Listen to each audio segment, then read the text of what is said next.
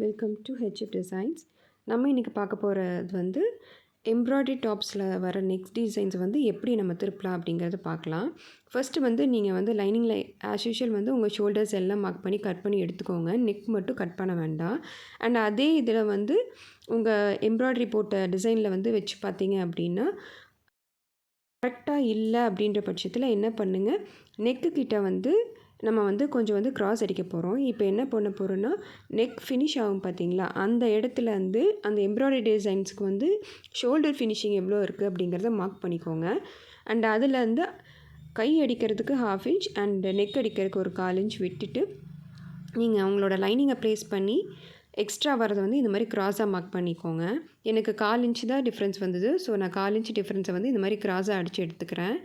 எடுத்ததுக்கப்புறம் பார்த்தீங்க அப்படின்னா, இப்போ நான் லைனிங் வைக்க போகிறேன். வச்சு ஃபர்ஸ்ட்டு நான் வந்து இது 2 சைடும் கரெக்டாக இருக்கா அப்படின்னு நான் பார்த்துக்கிறேன். இந்த மாதிரி வந்து நம்ம ஷோல்டர்ஸ் வந்து 2மே கரெக்டாக இருக்கிற மாதிரி பார்த்துக்கணும். சென்டரில் வந்து நம்ம அடித்து எடுத்துக்கலாம். இது வந்து துணி நழுவாமல் இருக்கிறதுக்காக போடுற ஸ்டிச்சஸ்.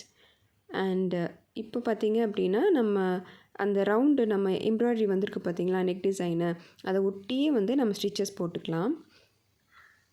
இது மாதிரி பண்ணும்போது உங்களுக்கு வந்து எக்ஸ்ட்ரா இருக்கிற கிளாத் வந்து கிளாத்னால உங்கள் நெக் வந்து வைடாக போகாது.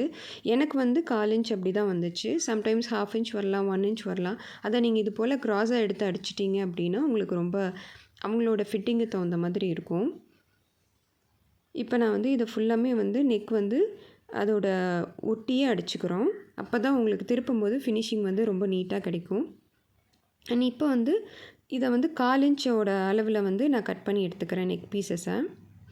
அண்ட் நாட்சஸ் போட்டு நம்ம வந்து டர்ன் பண்ணிக்கலாம். இந்த ட்ரிக் ஃபாலோ பண்ணும்போது உங்களுக்கு வந்து ஃபினிஷிங் ஆகட்டும் அண்டு ஷோல்டர் வந்து ஸ்லோப் ஆகாமல் இருக்கும் உங்களுக்கு. பண்ணிவிட்டு இப்போ வந்து திருப்பிக்கலாம். திருப்பினதுக்கப்புறம் பார்த்திங்கன்னா இப்போ இந்த மாதிரி இருக்கும். அண்ட் ஆல்மோஸ்ட் ரொம்ப நல்லா வந்திருக்கு. இதை வந்து நம்ம வந்து ஒட்டியே ஸ்டிச்சஸ் போட்டுட்டு நம்ம வந்து அதை வந்து செக்யூர் பண்ணிக்கலாம்.